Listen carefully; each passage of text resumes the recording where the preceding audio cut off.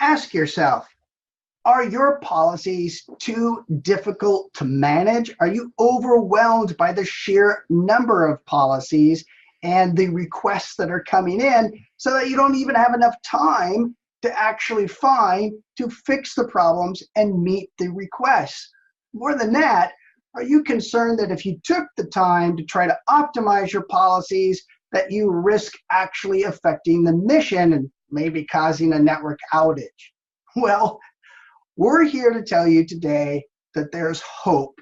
In PanaOS 9.0, we have what's called the Policy Optimizer, and it's going to rock your policy management.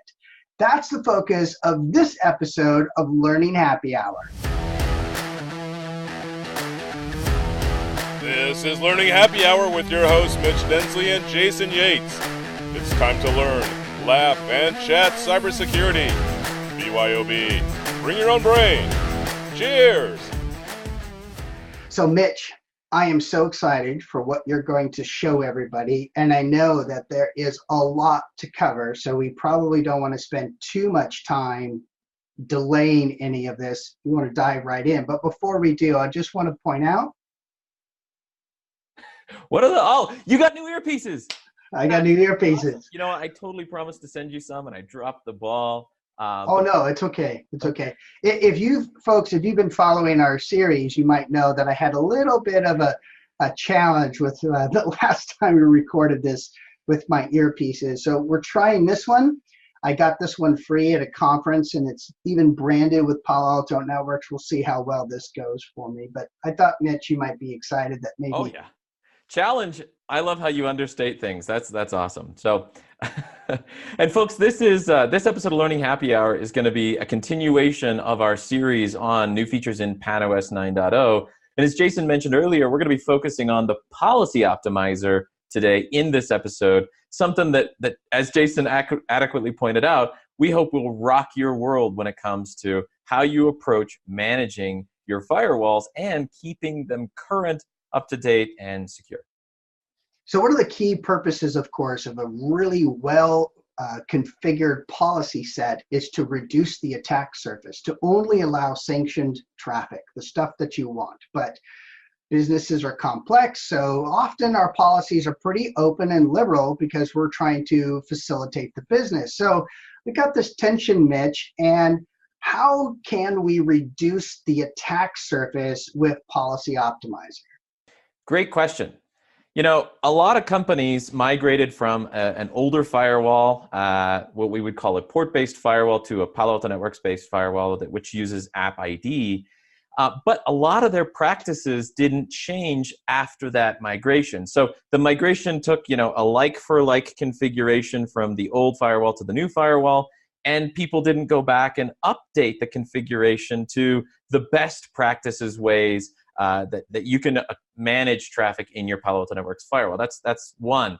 The second thing is many customers' operational practices, forums, ticketing systems stayed in the old way of getting changes approved through the firewall. So often when a business unit owner wants to stand up a new application, they request a port be opened. Well, what we're here to show you today, and what we've hopefully gotten across to you in the past, is ports are bad. I mean, they're an aspect of traffic, but if they're the only defining aspect of what you allow or deny, you're really asking for a heap of trouble. And so we've heard you as you've given us feedback and said, hey, look, it's too hard for me to go back through my old policy rules and convert them from being port-based to App-ID based. And so what we're here to show you is ways to make that much simpler. This is great, Mitch, because a lot of our customers hear about App-ID and App-ID and App-ID. In fact, that might be one of the reasons why they purchased the firewall, is this next generation firewall. But then actually configuring the firewall in such a way that you're maximizing its capability is really a challenge, and it's far more complex. And that brings me to a story I like to tell. Whenever I engage customers and we have this kind of conversation, I like to use an analogy of that very shared experience of going to an airport, right? You go to the airport, you go through a series of security checks, and when you're going through those security checks, Like when I was at SFO, I walk up with my boarding pass, and before I even go through the detection, before my bags are scanned, there's someone at the beginning of the line making sure I'm at the right terminal and I'm actually going through the right security checkpoint. This is very similar to kind of the thoroughness and the deep level scanning that App-ID provides. However, those legacy rule sets, that's like going back in time to before we even had TSA, where they're just kind of checking to see if you have a pulse or not and make sure that you aren't carrying any weapons. But it's a much smaller type of check as opposed to the kind of series of checks that are used today in modern airports. And that's really a big difference between legacy approach versus the next generation firewall approach. Jason, I love that analogy. And I think the caution against port 80 and port 443 as examples is really highlighted well with this screenshot. I just did a search within the application database to get a feel for how many applications use port 80 and or port 443. So I just did a search, port 80. You can see there's like 1,500 App-IDs that involve port 80. And what I've got here are some boxes around applications that you may consider to be sanctioned, and then some orange boxes around applications you may not consider to be sanctioned.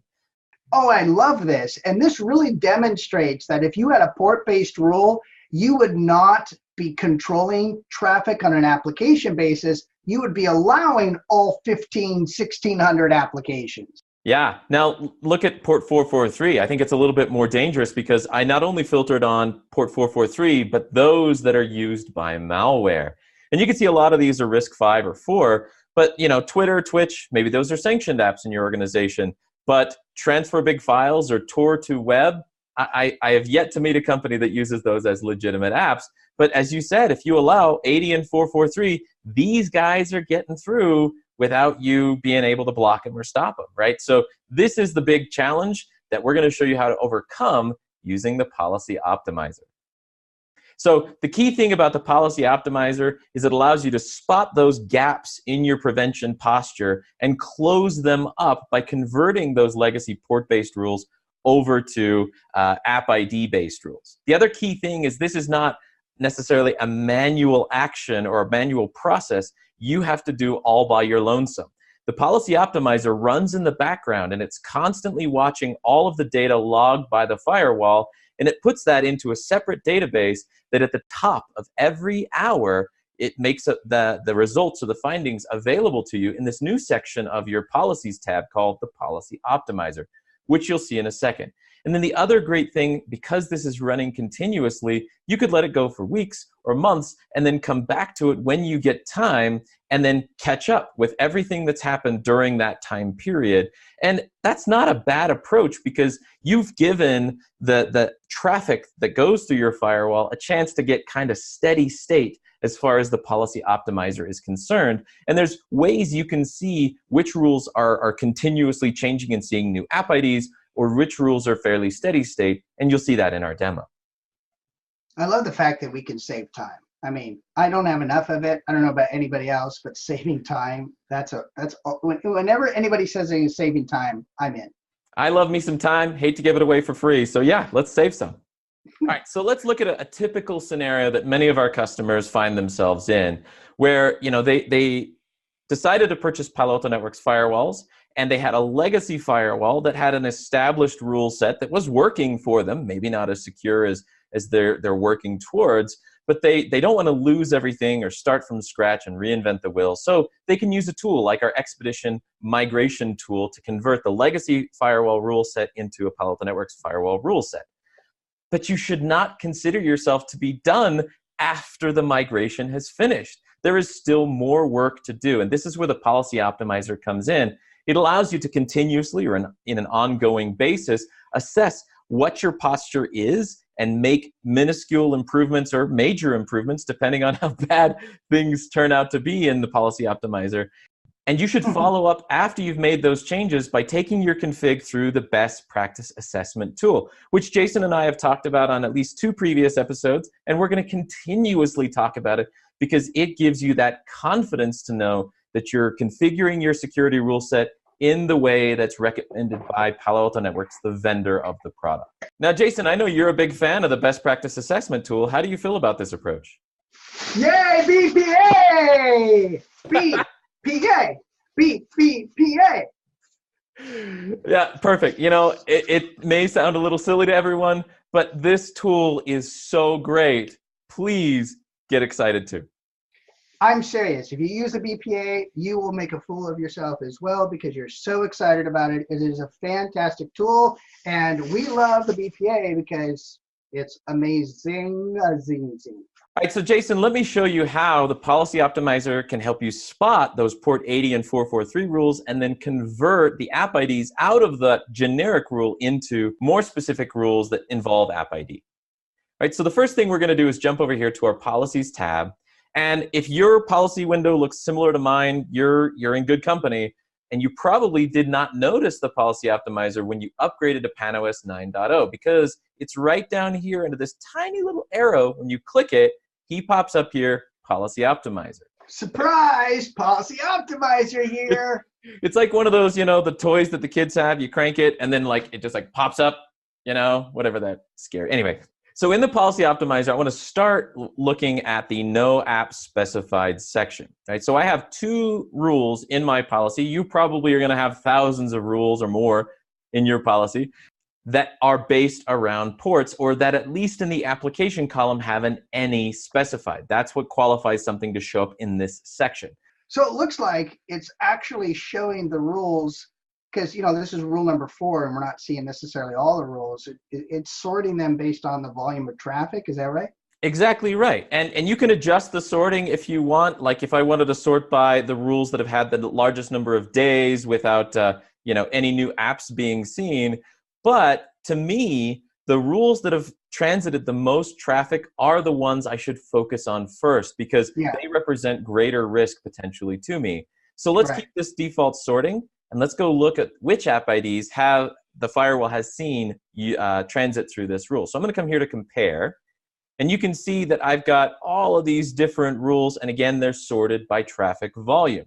Let's now change the sorting because we're going to start taking some of these app IDs out of this rule and putting them into their more specific rules. So to do this, I want to highlight subcategory and I want to sort, let's just go ascendingly.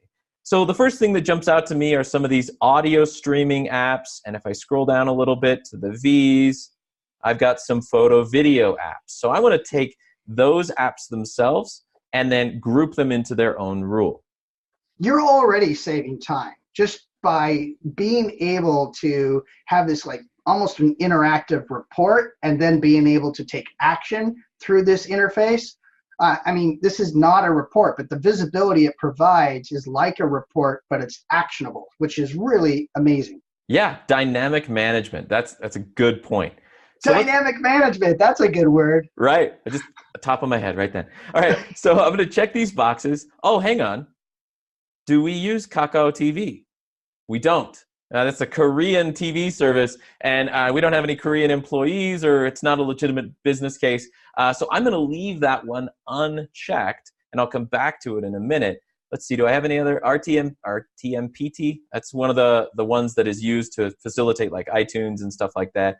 So let's come back here and grab some of these audio ones that our users say they use. All right, so I've got several apps selected. I'm going to come down here and click the button for Create Cloned Rule.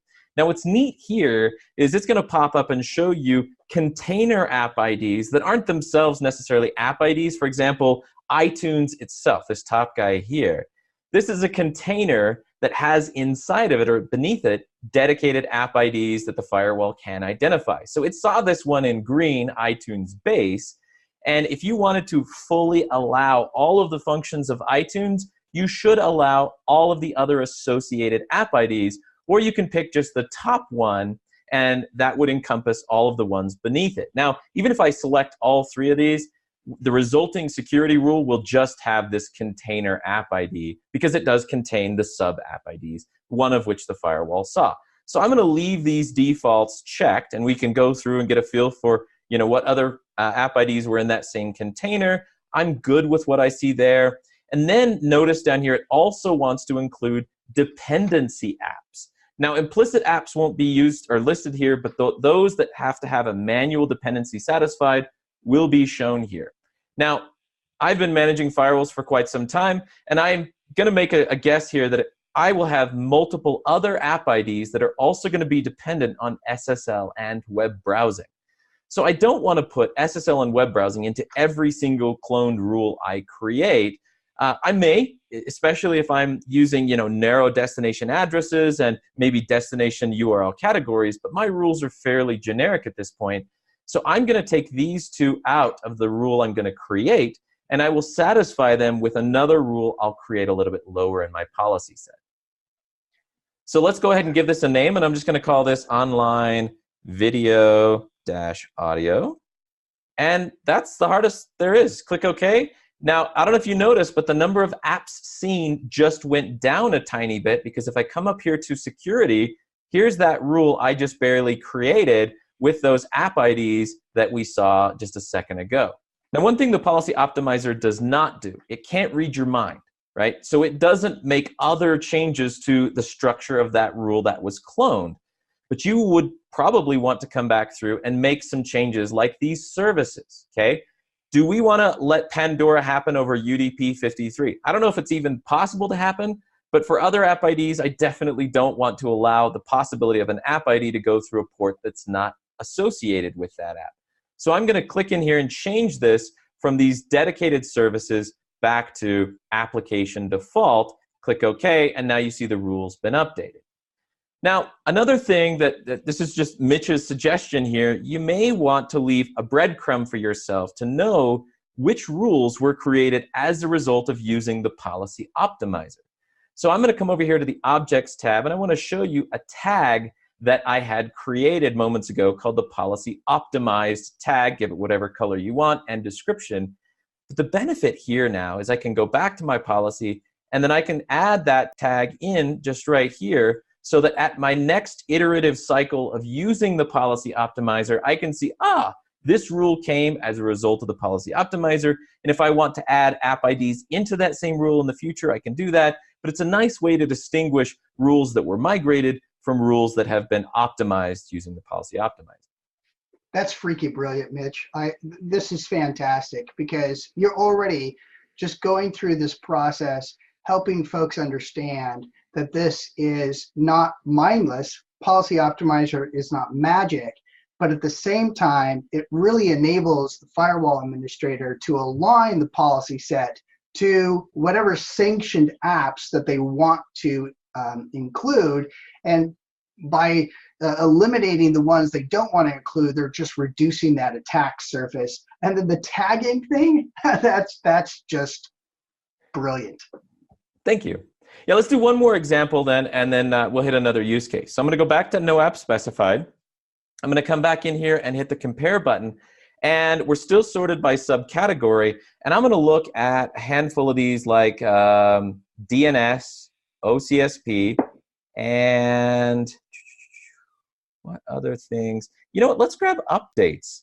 So that the Palo Alto updates, and then also Wildfire and PanDB.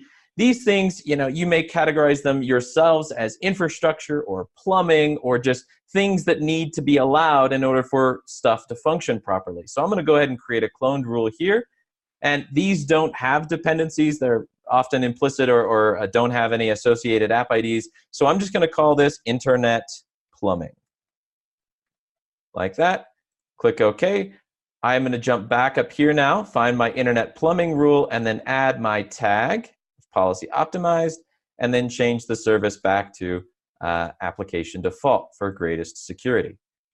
Now, if you've been watching our episodes on PanOS 9 already, one thing that's brand new to PanOS 9 that I'm super duper jazzed about is how decryption affects the security policy.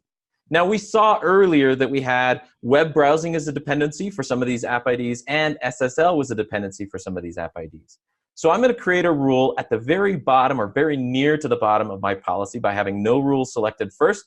Then I'm going to just create this one called HTTP-HTTPS. And then we just got to satisfy some required criteria. So it's going to come from the inside to the outside.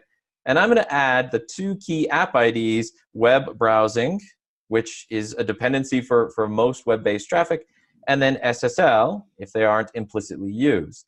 Right? So I've got those two. I'm going to leave their service as application default, and I'm going to set the action to allow. And since we are allowing it, it's probably a good idea to turn on all your security profiles. We'll save that for another episode, however. But the key thing I wanted to drive home, those of you who have done decryption through our firewall in the past have probably struggled with this notion of, well, what does the traffic look like to the firewall post-decryption, and how does that affect the services column? The key thing now with PanOS 9.0 is if I come in here to the applications list, and let's say I look for the app ID of web browsing. If I spell it right. There's web browsing for me. Now, if I click on this, one cool thing you'll notice that's new is notice there's the standard ports. Obviously, app default references these, but there's also this thing called secure ports. So if the firewall has decrypted this traffic, and what used to be SSL now looks like web browsing, it's permitted, as long as your service is application default, on both port 80 and port 443 if the traffic was decrypted. Right? So that's a key thing that I want to make sure everyone knows, because it'll make your management with decryption of your policy much easier with 9.0. Yeah, that's actually a stumper, right? When people are first learning about decryption and they configure their policies and they're all of a sudden surprised that their traffic that's allowing SSL is not actually applying to the traffic anymore, because once it's decrypted, it's not SSL. It becomes web browsing. Or some other app ID, you're right. Right, so then you'd have to make sure that your port's aligned with that, because then you would have web browsing on 443 after it's decrypted. And so this is something that, you know, when talking to the customers, I like to kind of whiteboard out. But what this does is it kind of it really resolves that issue, or simplifies it in a lot of ways and makes it a little bit more efficient. Correct. You really don't need to be as afraid of implementing decryption anymore, because this is a massive easy button we pressed for you, and you don't even have to think about it. Perfect. Yeah, exactly. Decryption is so important. This is a step forward, helping organizations adopt it. Yeah, and we're going to do episodes dedicated to decryption, so stay tuned for that, because if you know it or not, well, if you don't know it, over 80% of web-based traffic is SSL or some form of it encrypted today. And if you're not decrypting it, oh, it's a soapbox I get on, because you're blind, right? So just keep that in mind. So this actually has me thinking about some other use cases around the policy optimizer. So when a customer moves to App-ID, we, of course, produce new application signatures on customer requests so that they have even more granular control. But when new application signatures come out, that can affect their existing policy rules. So I'm thinking that maybe the policy optimizer has some, could help maybe in terms of updating App-ID and adopting those new application signatures. You are perfect, my friend. Correct. So let me share with you the problem that you just highlighted, or share with our friends the problem you just highlighted. So we strongly recommend customers update their applications and threats databases as frequently as they can, so you get the benefit of these new threat signatures. Some customers have been burned in the past, however, because they'll install this new apps and threats database, and what comes with that new database is a new app ID. And so what happens is, let's say for traffic like Flipgrid down here, Jason and I are both trainers. It's a pretty cool training tool. Notice it previously was identified as something other than Flipgrid. The firewall saw it as HTTP video, SSL, and web browsing. So prior to installing this update, if you had a rule allowing HTTP video, SSL, and web browsing, you could get to Flipgrid and it would work just fine. But when you install this update, now that traffic to Flipgrid is not seen as HTTP video, SSL, or web browsing. It's seen as specifically Flipgrid. And if you don't allow that traffic manually, then it would automatically be denied by the interzone default rule, which is at the bottom of your policy. That's not ideal. And we don't want you to be burned. So what we've done back in PanOS 8.0 is we gave you, in the update scheduler here for your dynamic updates, the ability to delay an update for these new app IDs for about a week's time, 336 hours. Another change we made is we only provide new app IDs on the third Tuesday afternoon of every month. Now, obviously, afternoon depends on your time zone and all that. But I usually like to go look for them on a Wednesday morning, and then I can give myself a delay in case there's broken packages or whatever. But now that you have the policy optimizer, you probably don't want to delay your new app ID installation. That way, the policy optimizer can see that traffic. Now, in order for it to see that traffic, it has to be allowed or denied, but usually allowed so that we get past the TCP three-way handshake and we see a few other things, right? So the guidance is to create an application filter. This is something that's also new. And all you got to do is say, give it a name. I've called mine new app IDs, and just check this little box so that whenever a new package is downloaded, any app IDs that aren't already installed would match this filter. So then when you do install it, traffic would then be allowed or denied depending on what action you give in your security policy. And I just created a rule I've called new apps detector. Now the great benefit here is now the policy optimizer after the beginning of the next hour would begin to identify applications allowed by this rule. And you can see there's been 6,166 hits on this rule. And if I come down here to unused apps, we can see that there have been 2 apps identified by my new apps detector. So let's go ahead and compare these apps and see which ones we do or don't use and which ones we want to allow. So for example, here's Gitbook, and I could talk to my change counsel or other business managers within the company, and it turns out we do use Gitbook. Now only 2 megs of traffic has come from this app, but I definitely want to keep this app, so I'm going to check this box and I'm going to create a cloned rule, and this is just going to be called Gitbook traffic. And what this will do is it'll match all of the other aspects of that security policy rule and create a cloned rule based on that. All right, so now I'm down to just 1 application has been seen. I can hit compare again, or I can come over here just to see the same thing. And this is this Kakao map, which is a Korean mapping utility. And turns out I don't have any users that operate in Korea. So what I can do is I can simply delete this rule, or instead I want to create a cloned rule of this, and I'm just going to call this denied apps like this. Click OK. And then now I'm down to 0 for my new apps detector, and he's ready for the next month's new app IDs to come in. I'm going to go back to my security policy now, and I've got Gitbook traffic, which was allowed, and then my denied apps, I'm going to push this a little higher up in my policy and change the action from allow here now to deny. And then as new app IDs come in the next month, I can add them to this denied apps rule, and I'm protected from this type of traffic ever happening in the future.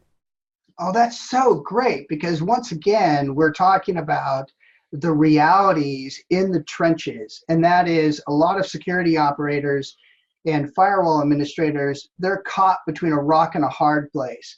And that is they're short on time, they have a lot of tasks they have to do, and they don't have time to sit there and necessarily read every single content update at the time that it's released.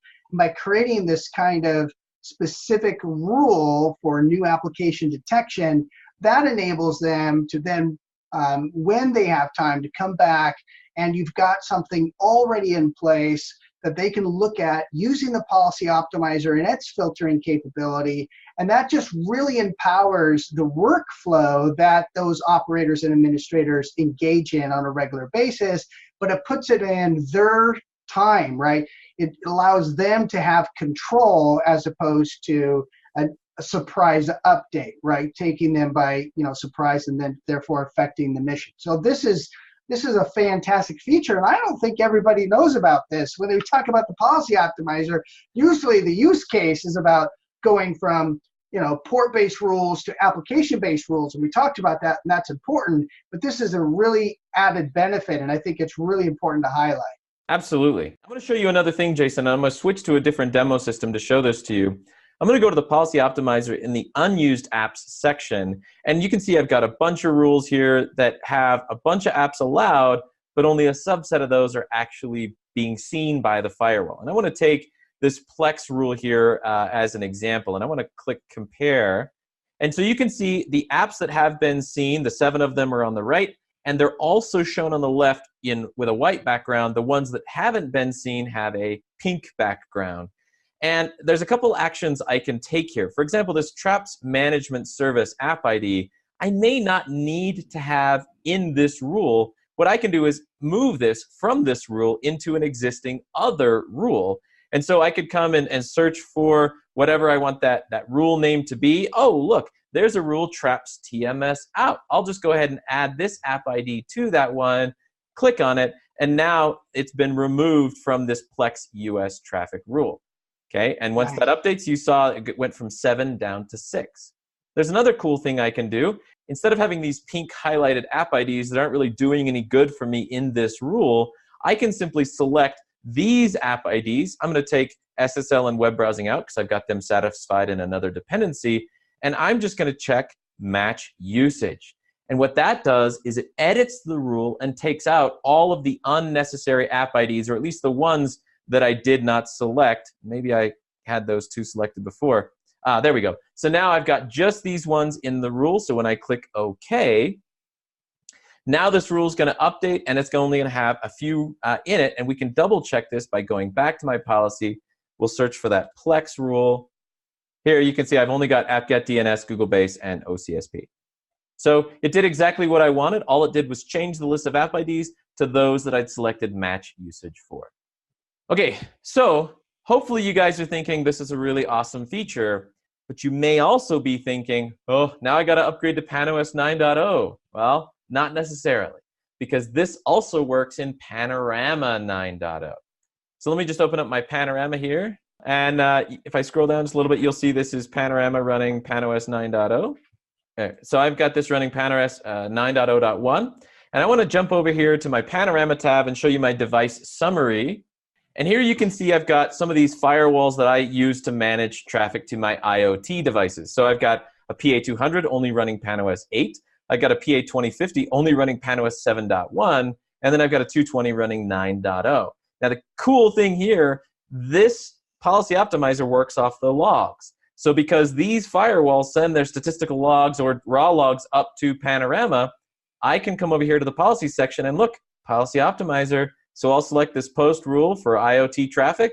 And look, I've got a no app specified. Again, the rule, that same one we just looked at, has any allowed, but only 37 have been seen. So I can come in here and say, I like all of these except unknown UDP. That one's dangerous and scary. So I'll just say match usage, and then I can take out that unknown UDP. Click OK, commit.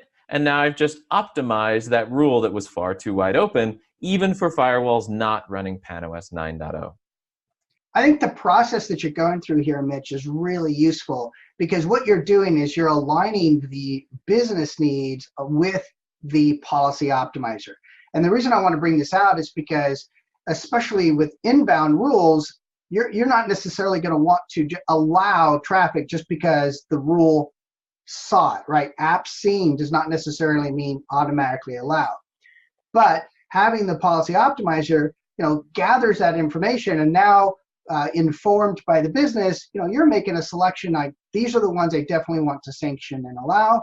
And even though the rule saw it, these are the ones I'm going to omit. And it's really easy just through the workflow I see you going through here. Exactly right. Yeah. In addition, the policy optimizer helps you prune rules that are no longer needed. And I get it. A lot of people, got their job. They fell into an environment where all these rules existed, and you don't know if they need to be there still or not. So let's talk about pruning rules in addition to pruning apps. So how could you safely remove old unused policy rules without causing an outage? Well, I want to give you an analogy here. Let's pretend an unused rule is like a burned out light bulb. It's not doing anything for you right now, and it might even do some harm if malicious traffic were to transit through that rule in the future. Yeah, it looks like my brain after I wake up.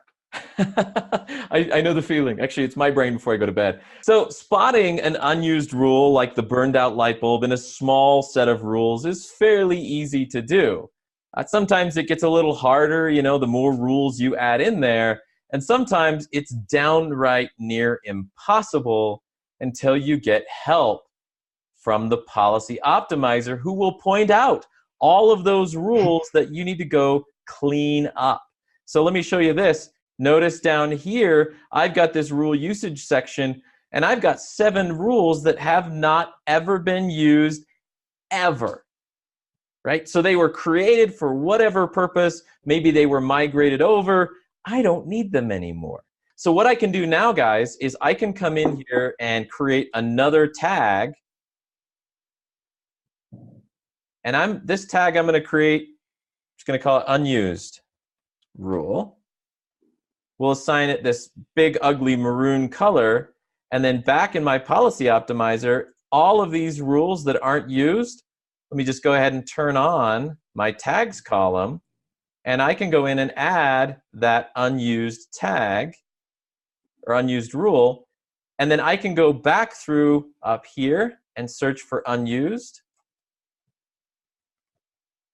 There's that rule. Now I can easily disable it, okay? And I would even throw in the tag policy optimized and take out some of these other tags so that in the future when I come back around, I see this rule's been disabled. It's got the unused rule tag and the policy optimized tag. If no one has sent in a ticket saying, hey, this doesn't work or whatever, then this rule is a candidate for deletion. Easy way to spot rules that aren't used after periods of time, 30 days, 90 days, or ever, and then you can clear them up after that. That's exciting. Yeah. I don't know what to say. I'm speechless. That is a great workflow. I love it.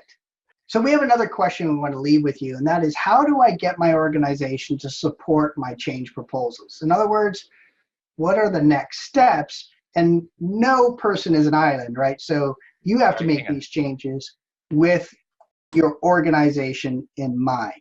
So how do you move forward? Now, the typical type of firewall approach is to list the firewall rules in access control lists like form with protocol speak, right? So we've got ports like EQ80 and EQ3389.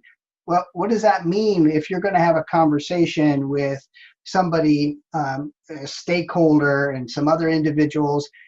This is something that they just don't understand. So one of the great things about Palo Alto Networks and App-ID is it actually enables conversation.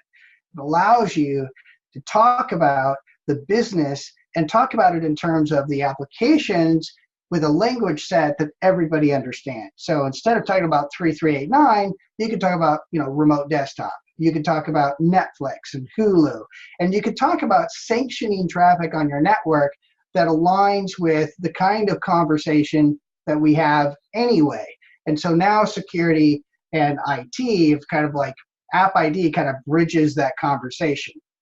Yeah, I love this, Jason, because I could take this to my change council, and to me it reads like a book. I could say, hey, you in finance, we're denying Hulu and Netflix for reason X and reason Y, and they can see it plain as day right there. And if they've got, a legitimate reason to change that, they could make that argument there. But saying, URI, blah, blah, blah, TCP, blah, blah, blah, that's speaking way over their heads, and this enables a more grounded conversation.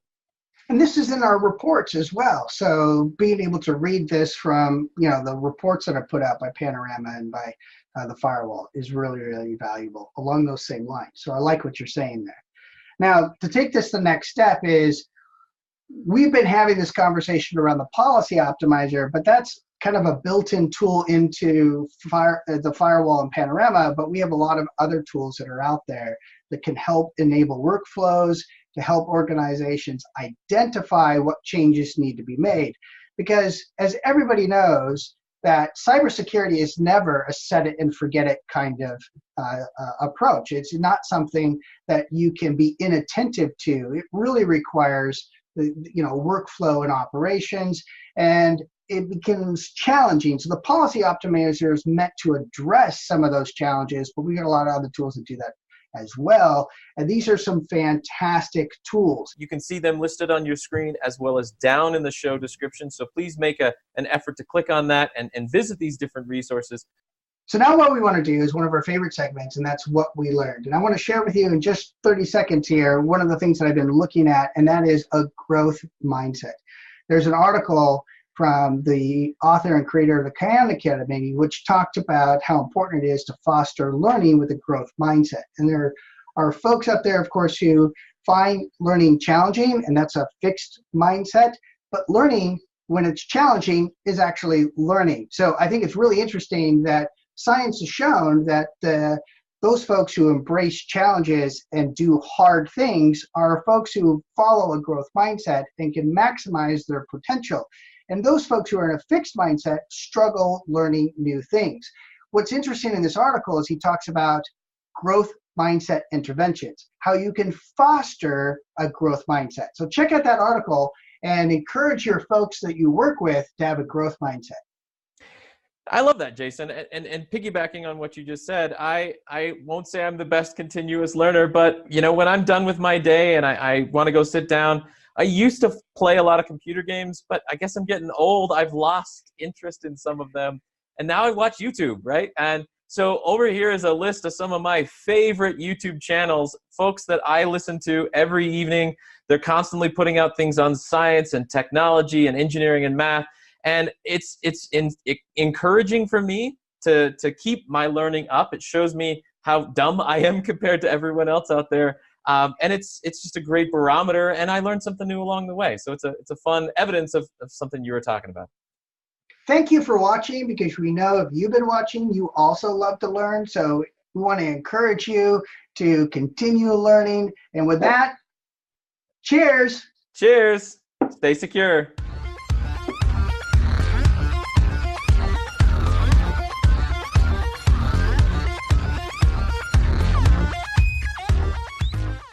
Yay! BPA! BPA! BPA! Thank you for watching this episode of Learning Happy Hour. At Palo Alto Networks, we are strong advocates of continuous learning, and we hope you are too.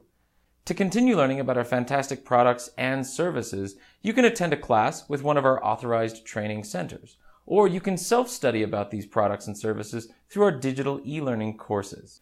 And if you like this episode of Learning Happy Hour, consider watching this one or this one, and don't forget to like, subscribe, and share with your friends. And thanks again for watching.